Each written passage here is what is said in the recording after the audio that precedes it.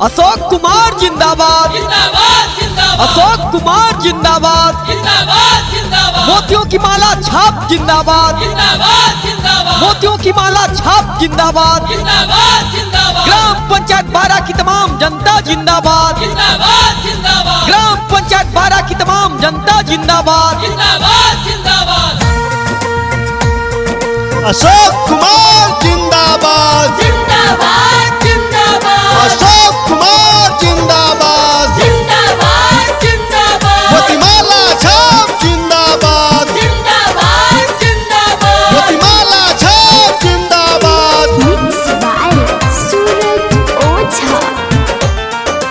अब की चुनाव के बहल के हवा के रो झांसा में न यहाँ के बहिनी, झांसा में न यहाँ के बहिनी। अब की चुनाव के बहल के हवा के रो झांसा में न यहाँ के बहिनी। किया अपन अशोक भैया के मिल के मुखिया बनैहा के बहिनी। कि एक नंबर बटन मामा मोतीमाला के निशाना पर बटन दबैहा के बहिनी। क्यों पड़े हो चक्कर में, कोई नहीं है टक्कर में, क्यों पड़े हो चक्कर में, कोई नहीं है टक्कर में। अशोक कुमार जिंदाबाद, मोतीमाला छाप जिंदाबाद। 2 साल बीतलै, 3 साल बीतलै, 5 साल बीतलै गे बहिनी, 5 साल बीतलै गे बहिनी।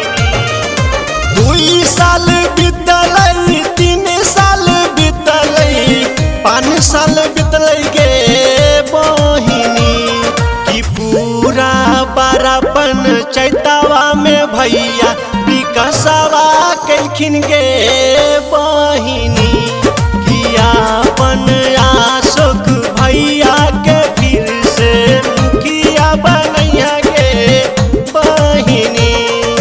क्यों पड़े हो चक्कर में, कोई नहीं है टक्कर में। अशोक कुमार जिंदाबाद, मोतीमाला छाप जिंदाबाद।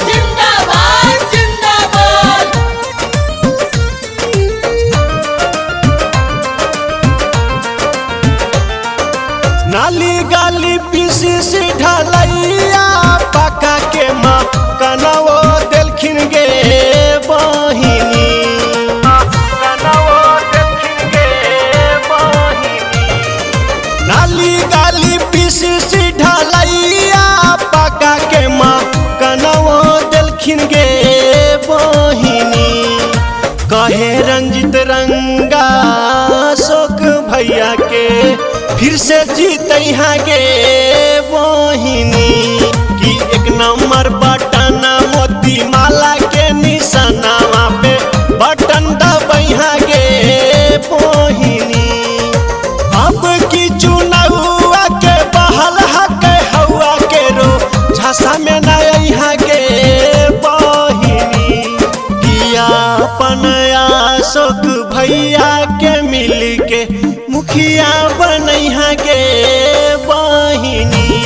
कि एक नंबर बटन मामा मोतीमाला के निशाना पर बटन दबैहा के बहिनी।